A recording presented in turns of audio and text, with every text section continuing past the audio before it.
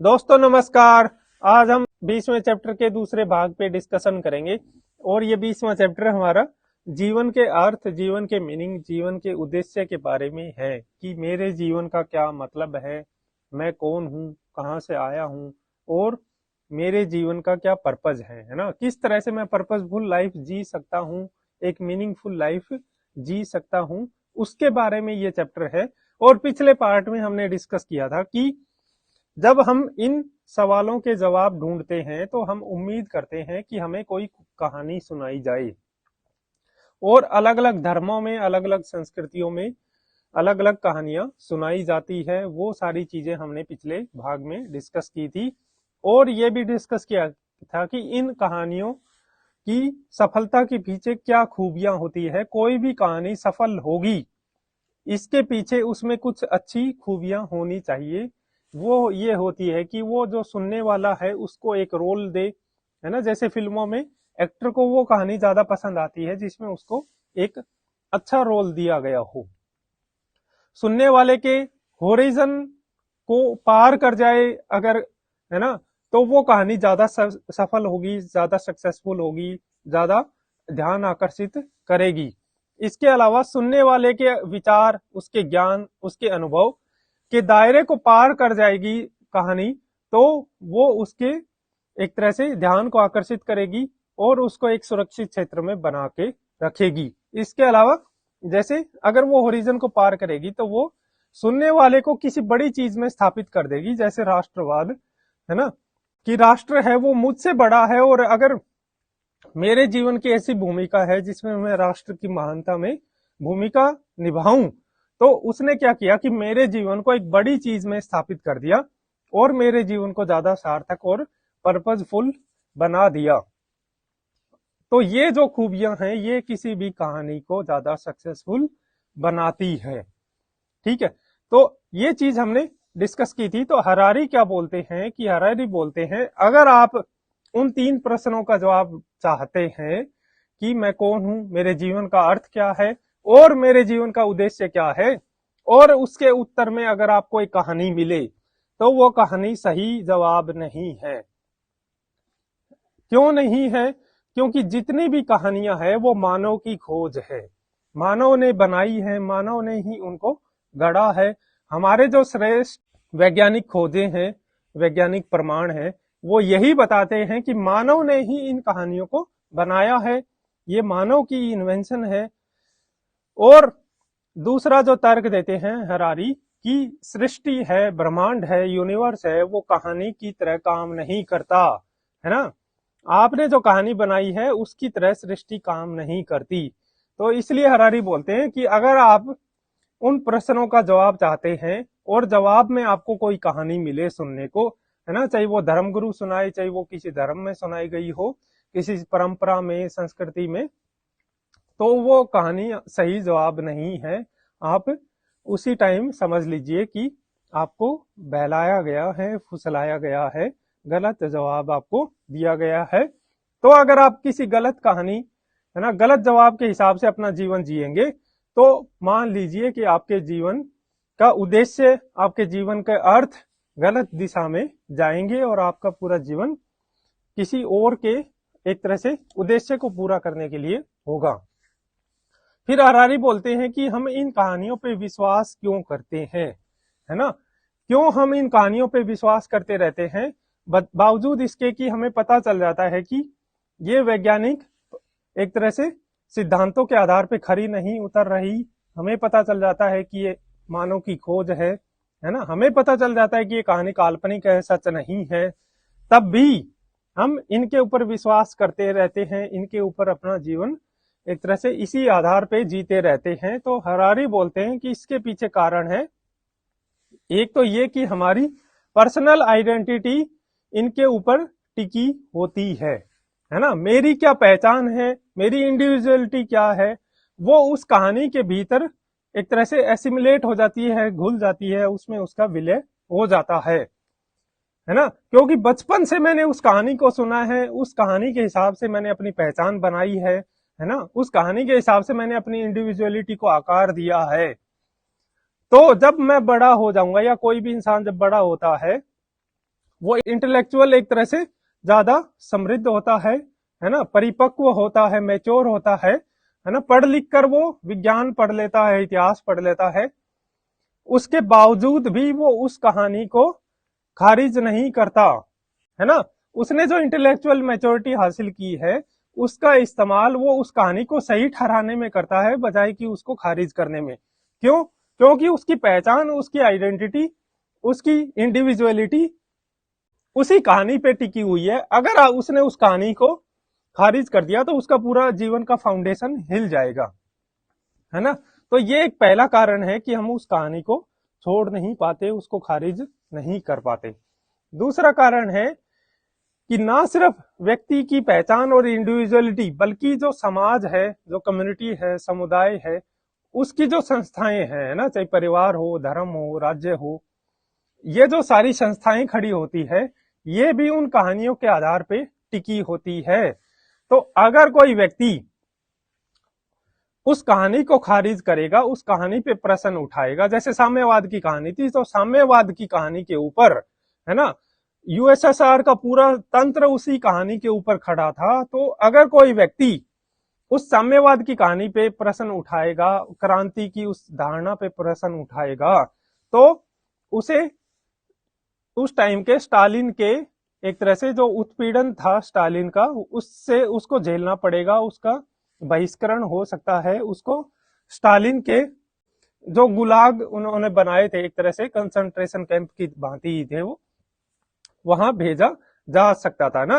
कोई व्यक्ति जब सामाजिक परंपराओं पे, मान्यताओं पे, धर्म की मान्यताओं पे प्रश्न उठाता है, तो उसका उत्पीड़न होता है, उसे समाज से बहिष्कृत किया जाता है ना, वो अवसाद और अकेलेपन में चला जाता है। हमने एक ऐसे लिखा था 6 अक्टूबर को, है ना, कि जो दुनिया आपको कुछ और बनाने का प्रयास कर रही है, उसमें स्वयं बने रहना एक सबसे बड़ी उपलब्धि है ना।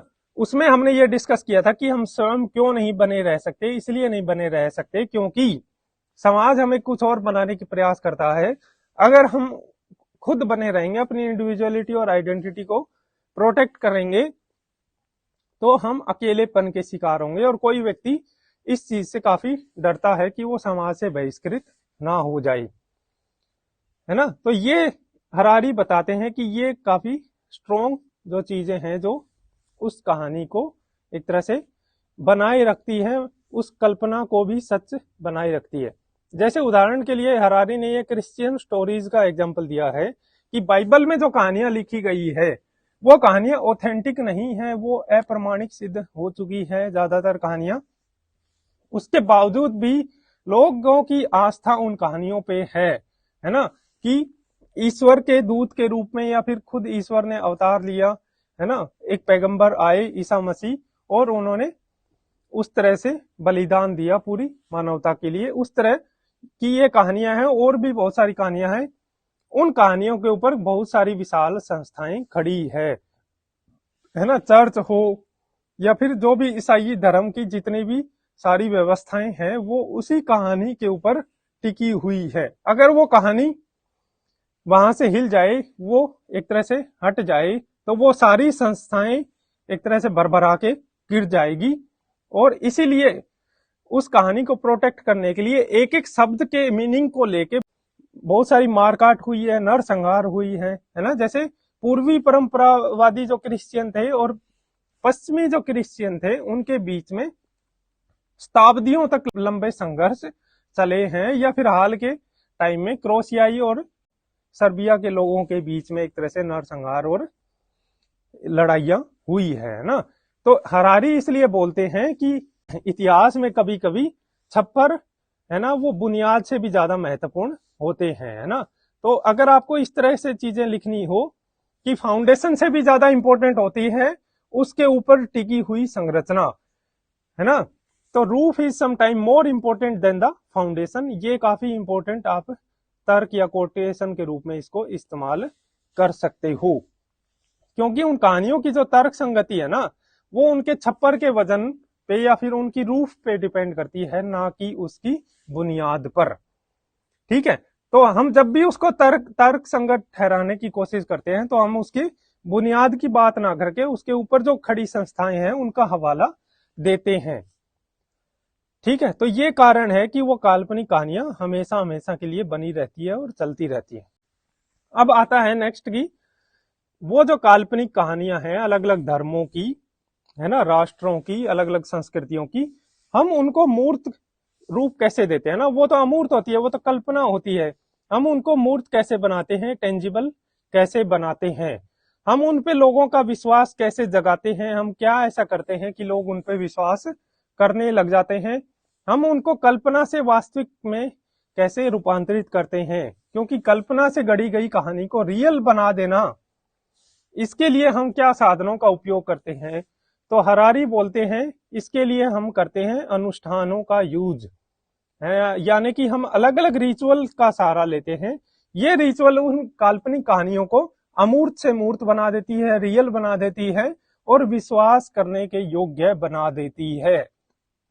ठीक है, तो ये अनुष्ठान कितने प्रकार के हो सकते हैं, इसमें कुछ हम इस तरह से बांट सकते हैं इनको, कि जैसे रिलीजियस अनुष्ठान, जो धार्मिक अनुष्ठान होते हैं अलग अलग धर्मों के, वो धर्म की जो कहानियां हैं उनको वास्तविक बना देते हैं जब हम उन अनुष्ठानों को करते हैं, है ना। इसी तरह से सामाजिक अनुष्ठान, सामाजिक जो प्रतिमान है, सामाजिक जो परंपराएं हैं, मानक हैं, उनको रियल बना देते हैं, उनको मूर्त बना देते हैं ना। जैसे बड़ों का सम्मान करना चाहिए, ये एक प्रतिमान है ना, ये काल्पनिक बात है।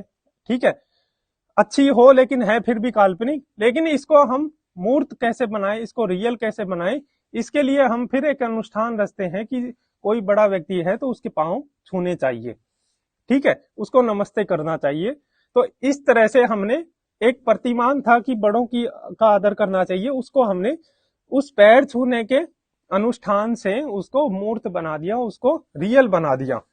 इसी तरह से राजनीतिक अनुष्ठान भी होते हैं। तो अगर धार्मिक अनुष्ठानों की बात करें तो जैसे इस बुक में एग्जाम्पल दिया है कि वृद्धरण्यक उपनिषद में कैसे घोड़े की एक बलि की कहानी को एक ब्रह्मांड की व्याख्या के रूप में इस्तेमाल किया गया है, कि जब घोड़े की बलि देते हैं तो उस कहानी को इस तरह से प्रस्तुत किया जाता है कि हम एक तरह से ब्रह्मांड के उस नाटक में योगदान देते हैं ना। तो यहां से ये अनुष्ठान निकला कि हम घोड़े की बलि दे, तो उस बलि का भी किस तरह से महत्व है, किस तरह से वो एक उस कल्पना को, उस कहानी को रियल बना देती है। या फिर जैसे धर्मों में हम पूजा पाठ से जुड़े जो भी अनुष्ठान हो, चाहे वो मोमबत्ती जलाना हो, घंटी बजाना हो, जपमाला करना हो, वो मोतियां गिनना हो, है ना। तो इस तरह के जब अनुष्ठान हम करते हैं तो वो जो धर्म की जो कहानियां हैं वो रियल हो जाती है। इसी तरह धर्मों में शायद ही ऐसा कोई भोजन रहा हो जिसको आध्यात्मिक रंग में हमने नहीं रंगा हो, है ना। चाहे वो पानी हो, भोजन के अलग अलग प्रकार हो, रोटी सब्जी, हर चीज को हमने आध्यात्मिक रंग दिया है बजाय कि उसके पोषण को महत्व देने के। ठीक है, तो जब हम कोई भी भोजन करते हैं, चाहे वो सात्विक भोजन कह दो, उसको नाम दे दो, उस तरह से उसको आध्यात्मिक का रंग दिया जाता रहा है ना। चाहे वो नॉनवेज हो, चाहे वेज हो, चाहे वो वाइन हो, सभी भोजनों को हमने आध्यात्मिक रूप दिया है, अनुष्ठान का रूप उनको दिया जाता है। ठीक है, इसी तरह से पॉलिटिकल अनुष्ठान होते हैं, जो पॉलिटिकल या राजनीतिक कहानियां होती है, कल्पनाएं होती हैं, उनको वास्तविक रूप देते हैं। जैसे राजतंत्र में, है ना, सिजदा पाबोस वगैरह की जो प्रथाएं आपने हिस्ट्री में पढ़ी है ना, राज मुकुट होता था, राज सिंहासन होता था। तो ये अनुष्ठान होते थे कि दरबार में आप जब एंटर करोगे तो राजा के सामने झुक के बात करोगे, है ना। तो आपको किस प्रोटोकॉल का पालन करना है, ये प्रोटोकॉल ही उस अमूर्त को मूर्त बना देते हैं। ये प्रोटोकॉल ही राजा की गरिमा, राजपद की गरिमा को स्थापित करते हैं। ये प्रोटोकॉल ही एक तरह से इस चीज को रियल बना देते हैं कि राजा है वो ईश्वर का प्रतिनिधि है। ठीक है, इसी तरह से आर्मी में भी अनुशासन इसी अनुष्ठानों के बेसिस पे लाया जाता है कि आर्मी में जो भी एक तरह से प्रोटोकॉल है उनका पालन करना है। नेपोलियन ने एक बार बोला था कि वो एक रंगीन रिबन के लिए मानव जीवन का भी बलिदान दे सकता है, क्योंकि वो अनुष्ठान बहुत ज्यादा महत्वपूर्ण है।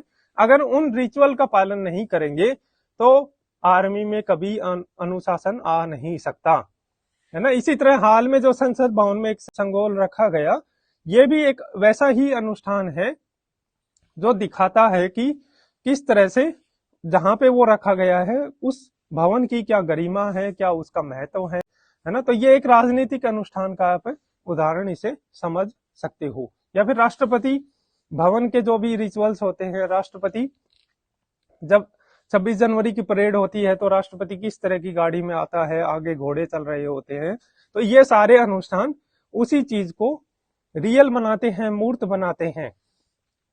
अगर राजनीतिक अनुष्ठानों की बात करें तो कन्फ्यूशियस जो चाइनीज फिलोसोफर थे वो सबसे प्रभावशाली विचारक हैं इस मामले में, है ना।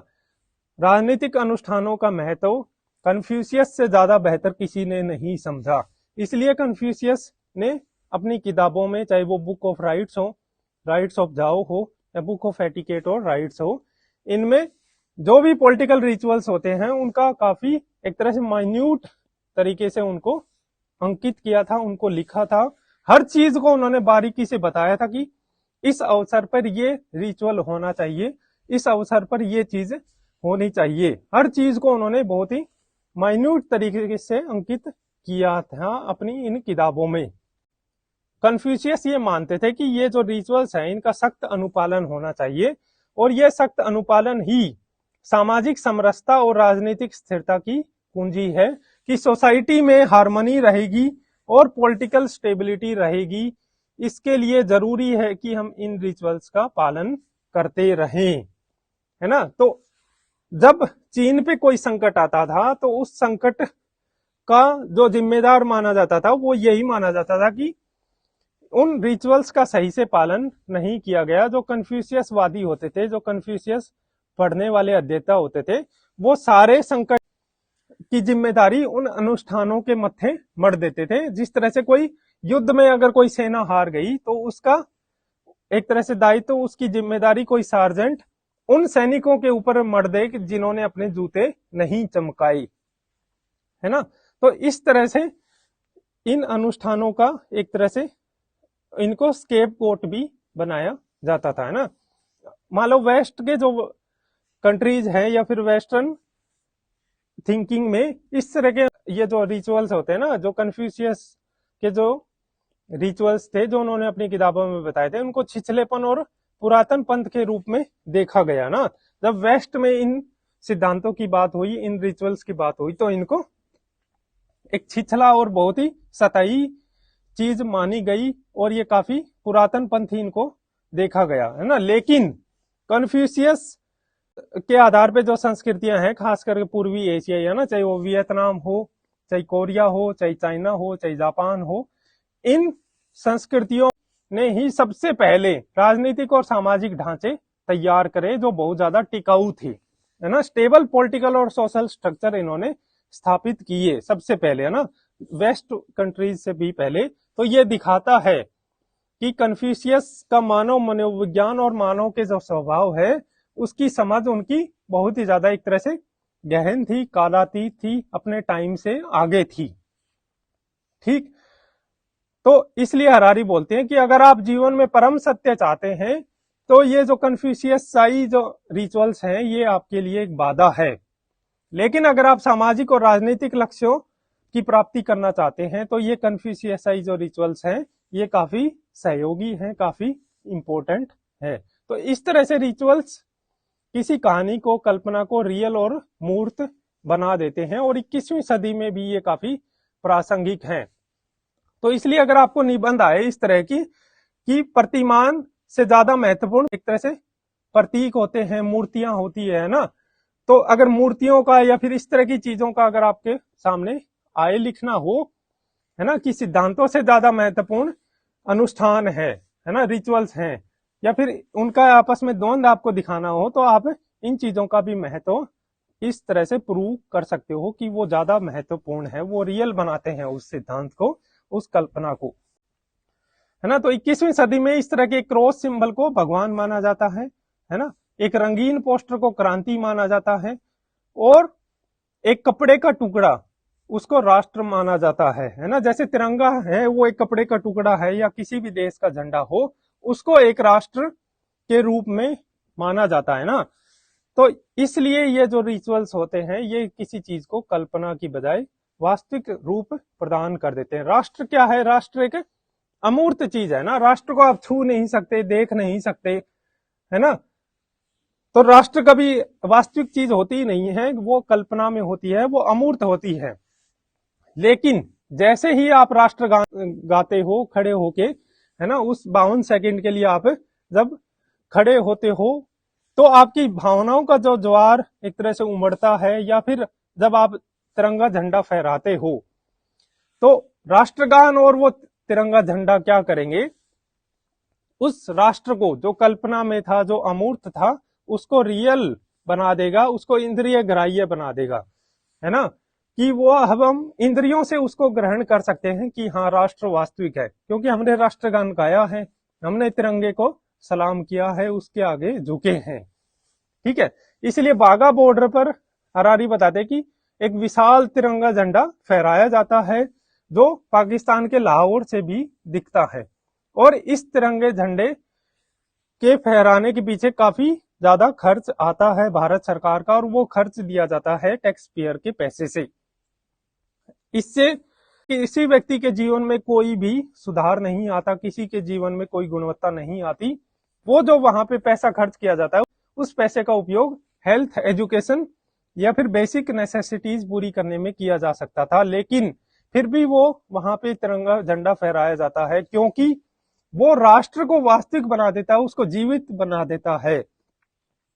ठीक है, तो राष्ट्र के गौरव को बढ़ाता है, राष्ट्र नामक एक अमूर्त किस्से को रियल और मूर्त बना देता है, इसलिए हम ये चीज, ये रिचुअल्स करते हैं।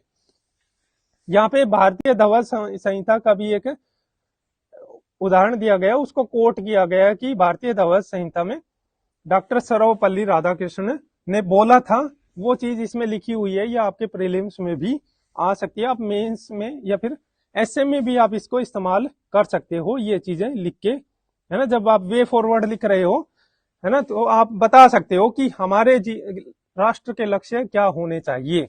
उस तरह से भी आप इसको काफी पॉजिटिव तरीके से यूज कर सकते हो।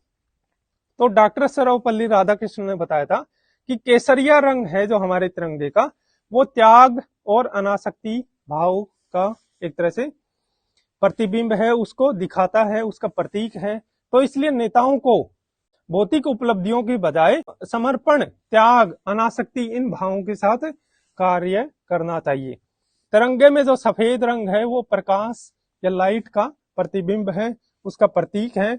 ये हमारे आचरण को, कंडक्ट को एक तरह से रास्ता दिखाता है। और जो तिरंगे का हरा रंग है, वो हरा रंग मिट्टी को दिखाता है, वनस्पति के साथ हमारा क्या रिश्ता है, वनस्पति जिसके अंदर सारे जीव जंतु रहते हैं, हमारा उनके साथ एक तरह से अटूट जो रिश्ता है उसको दर्शाता है ना। तो केसरिया, सफेद, हरा, इन सभी का ये महत्व है, ये डॉक्टर सर्वपल्ली राधाकृष्णन ने बोला था। और तिरंगे में जो अशोक चक्र है, वो अशोक चक्र धर्म विधान, है ना, वो जैसे बौद्धों का जो चक्र होता है उससे लिया गया, और वो धर्म और विधान का प्रतिबिंब है। सत्य और धर्म ये हमारे जीवन के नियामक सिद्धांत होने चाहिए, हमारे राष्ट्र के नियामक सिद्धांत होने चाहिए। आप इन बातों को वे फॉरवर्ड में, कंक्लूजन में लिख सकते हो अपनी बात को ज्यादा प्रभावशाली बनाने के लिए, कि व्यक्ति को इन चीजों को धारण करना चाहिए, है ना, सरकार को इन चीजों को धारण करना चाहिए, समाज को इन चीजों को आधार बनाना चाहिए। तो इस तरह से ये काफी अच्छी बात है, इसको आप पॉजिटिव तरीके से भी लिख सकते हो। बुक में ये एक रिचुअल के रूप में इसको बताया गया है।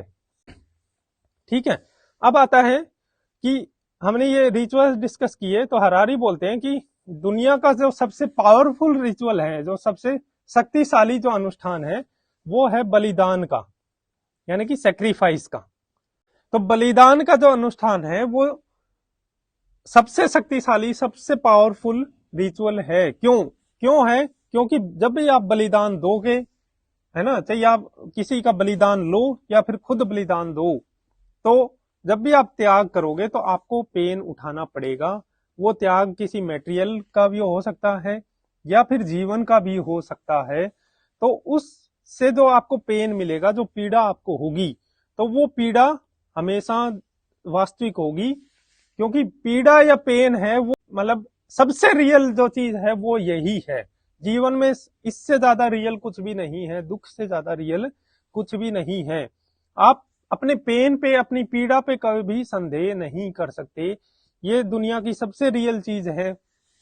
और जब भी आप त्याग करोगे, बलिदान करोगे, सेक्रीफाइस करोगे, तो आपको उस पेन का जो एहसास होगा वो उस चीज को एक तरह से वास्तविक बना देगा, रियल बना देगा, क्योंकि आपने ये अनुष्ठान किया है और आपने उस पीड़ा को महसूस किया है। ठीक है, तो जो कहानी आपको पेन दे, वो कहानी अपने आप जीवित हो उठती है, वो रियल हो जाती है, वो मूर्त रूप धारण कर लेती है। उदाहरण के लिए आप कोई व्रत रखते हैं, है ना, तो जैसे ही आपने कोई व्रत रखा, चाहे आपने किसी चीज के लिए व्रत रखा हो, धर्म के लिए रखा हो, चाहे रोजों में रखा हो, है ना, या फिर करवा चौथ का जो व्रत है, तो जब आप व्रत रखोगे तो आपको भूख का जो एहसास होगा ना, उस भूख के एहसास से आपको पेन होगा, आपको पीड़ा मिलेगी। और उस भूख के एहसास से जिसके लिए आपने वो व्रत रखा, जिसके लिए आप भूखे रह रहे हो, वो एकदम वास्तविक हो जाएगा, वो रियल बन जाएगा। तो इसलिए हरारी बोलते हैं कि जो भूख का एहसास है वो ईश्वर को किसी मूर्ति की बजाय बहुत ही ज्यादा वास्तविक बना देता है। जैसे ही आपको वो भूख लगेगी, आपको पेन होगा, पीड़ा होगी, वैसे ही वो चीज रियल हो उठेगी, जीवित हो उठेगी, आपकी आस्था उसमें और ज्यादा बढ़ जाएगी, है ना। तो ये चीज है काफी महत्वपूर्ण, एक सेक्रीफाइस है, काफी महत्वपूर्ण पावरफुल रिचुअल है ये।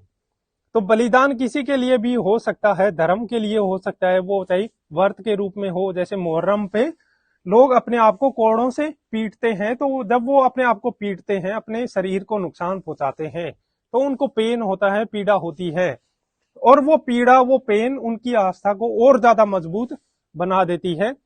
या फिर कोई भी धर्म गुरु, अगर उस धर्म गुरु को आपकी आस्था चाहिए है, आप अपनी आस्था उस धर्म गुरु को सौंपे, तो इसके लिए उस धर्म गुरु को आपको कुछ देने की जरूरत नहीं है, बल्कि उसको आपसे लेने की जरूरत है। जैसे ही उसने आपको त्याग करने के लिए, बलिदान करने के लिए, कुछ चीज सेक्रीफाइस करने के लिए राजी कर लिया, चाहे वो पैसा हो, चाहे अपना समय हो, वैसे ही आप उसके चंगुल में फंस जाओगे और आप उससे निकल नहीं पाओगे। ठीक है, तो यही धर्म गुरु करते हैं बाबा लोग, जो कि वो आपको त्याग के लिए बस मना ले, आपसे कुछ छीन ले, आपसे कुछ चीजें एक तरह से हड़प ले।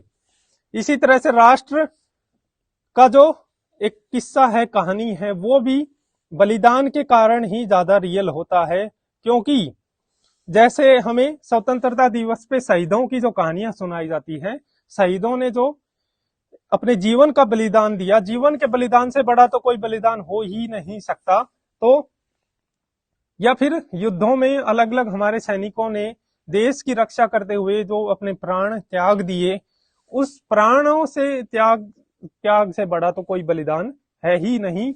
तो ये चीज ऐसी है जो राष्ट्र को एक वास्तविक बना देती है। जब हम अपने शहीदों को याद करते हैं, तो हम ये कल्पना भी नहीं कर सकते कि राष्ट्र है वो कल्पना है, किस्सा है, कहानी है, वो राष्ट्र जीवित हो उठता है। इसी तरह से कॉमर्स के क्षेत्र में भी ये चीज काफी महत्वपूर्ण है कि जो लोग महंगी वस्तुएं खरीदते हैं, वो उन महंगी वस्तुओं को इसलिए उनका गुणगान करते हैं क्योंकि उन्होंने उसके लिए काफी सारे पैसे का त्याग किया है, काफी सारे पैसे खर्च किए हैं। प्रेम में भी ये चीज उतनी ही महत्वपूर्ण है कि प्रेम में कोई महंगे गिफ्ट लेता है, मांगता है, तो वो क्या करता है, अपने प्रेमी से बलिदान करवाता है, सेक्रीफाइस करवाता है ना। और जैसे ही किसी ने सेक्रीफाइस किया, उसके लिए वो चीज जीवित हो उठेगी, वो वास्तविक बन जाएगी, मूर्त बन जाएगी, और उसकी आस्था, उसका एक तरह से समर्पण और ज्यादा उसमें बढ़ जाएगा। तो इसलिए हरारी बोलते हैं कि सेक्रीफाइस या फिर त्याग या बलिदान, ये जो अनुष्ठान है, रिचुअल है, ये सबसे ज्यादा पावरफुल है। और बलिदान में आप जरूरी नहीं कि आप अपना ही बलिदान दो, आप किसी और की कुर्बानी या किसी और का बलिदान भी ले सकते हो। जैसे धर्मों में बलि दी जाती है ना, या फिर स्टालिन के टाइम पे जो गुलाग थे, या फिर हिटलर के टाइम पे जो कंसंट्रेशन कैंप थे, उसमें भी तो बलि दी जाती थी ना, उसमें भी तो एक तरह से सेक्रीफाइस था, चाहे वो किसी और का हो, है ना। जैसे अब हिटलर ने यहूदियों का नरसंहार किया कंसंट्रेशन कैंप में, तो वहां से बलिदान तो हुआ ना, उससे पेन तो जनरेट हुआ। तो जब ये कहानी सुनाई जाएगी नाजियों द्वारा कि हमने इतने लोगों की बलि दी, इतने लोगों को एक तरह से खत्म कर दिया, तो उससे भी वो चीज और ज्यादा जीवित हो उठेगी, उनकी विचारधारा और ज्यादा मजबूत होगी, लोगों की आस्था और ज्यादा मजबूत होगी कि इतने लोगों ने अगर बलिदान दिया है ना, कुर्बानी उनकी दी गई है, उनको बलि पे चढ़ाया गया है, तो ये जरूर कुछ ना कुछ वास्तविक है, तभी ऐसा हुआ है। या फिर इस निंदा पे, ब्लास्फेमी पे जो फांसी दी जाती है, वो भी कुर्बानी है, वो भी ईश्वर के उस किस्से को, कहानी को, कल्पना को मूर्त और वास्तविक बना देती है ना। तो ये सारी इसमें चीजें बताई गई है और यहाँ पे समझाया गया है, ठीक है। और ये जो कुर्बानी और बलिदान की जो कहानियां हैं, ये एक तरह से वास्तविक उसके ऊपर प्रश्न ना उठा के गलत चीज को भी सही बना देती है, उसको और ज्यादा बेहतर बना देती है। जैसे यहाँ पे एक एग्जाम्पल दिया गया है कि 1839 में ईरान का जो आध्यात्मिक राजधानी है मशहद शहर है ना, मशहद शहर में एक यहूदी औरत ने किसी बीमारी के इलाज के लिए किसी नीम हकीम की सलाह पे काम किया। उस नीम हकीम ने बताया कि उसे एक कुत्ते को मारना है, उसके खून से अपने हाथ धोने हैं।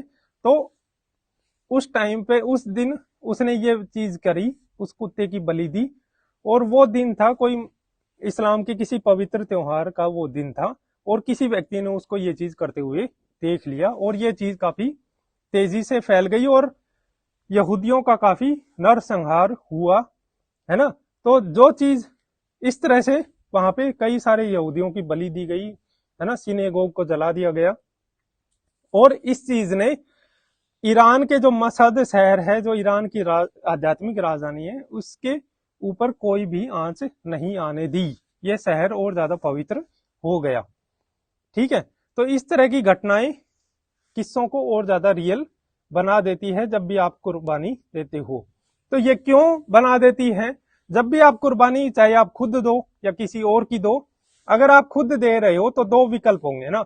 एक तो ये कि ये किस्सा सच है, कि इसलिए आपने कुर्बानी दी क्योंकि ये सच है, ठीक है। जब आप कुर्बानी दी आपने किसी चीज के ऊपर, तो कुर्बानी देने के बाद आप यही सोचोगे ना, ये किस्सा या तो सच है या मैं मूर्ख हूं, है ना, कि मैं किसी की बातों में आ गया, मैं किसी के एक तरह से बहकावे में आ गया और मैंने ये चीज सेक्रीफाइस कर दी, ये बलिदान दे दिया। तो ये दो चीजें आप सोचोगे, या तो ये कहानी सच है या फिर मैं खुद एक मूर्ख हूं। और अगर आप दूसरे का बलिदान लेते हो तब भी आप दो चीजें सोचोगे कि या तो मैं क्रूर हूं, खलनायक हूं, है ना, या फिर ये कहानी सच है। तो कोई व्यक्ति ये नहीं मानेगा कि मैं मूर्ख हूं और मैं क्रूर और खलनायक हूं, ठीक है। हर व्यक्ति यही मानेगा कि ये कहानी सच है, ठीक है। ये चीज कोई भी स्वीकार नहीं करेगा। तो इसलिए बलिदान का जो रिचुअल है, वो कहानी को सच बनने की तरफ एक तरह से प्रवृत्त होता है।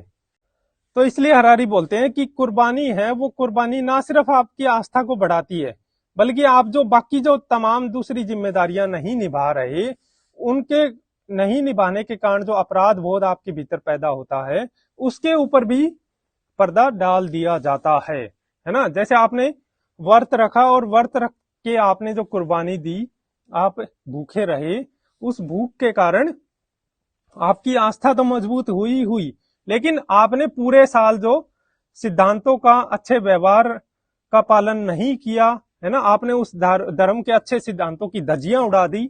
उस धज्जियां उड़ाने से आपके भीतर जो अपराध बोध पैदा हुआ, उस अपराध बोध को भी आप खत्म कर दोगे। जैसे ही आपने व्रत रखा, जैसे ही आपने भूख की जो पीड़ा है वो सहन की, तो आप ये सब भूल जाओगे कि आपने उस धर्म के अच्छे सिद्धांतों की पूरे साल धज्जियां उड़ाई है, ठीक है। तो ये चीज भी है जो कुर्बानी के अनुष्ठान को, बलिदान के अनुष्ठान को और ज्यादा महत्वपूर्ण बना देती है। तो ये चीज आज हमें डिस्कस करनी थी। अगले पार्ट में हम और चीजों को डिस्कस करेंगे कि कैसे व्यक्ति है वो किसी एक पहचान में अपनी सारी आस्था का निवेश नहीं करते, वो एक पोर्टफोलियो बना के रखते हैं। और कुछ ऐसी विचारधाराएं आई या फिर कुछ धर्म जो व्यक्तियों को एक ही पहचान में सारी आस्था का निवेश करने को बढ़ावा देते हैं। ठीक, तो ये हमारी डिस्कशन थी। Thank you very much.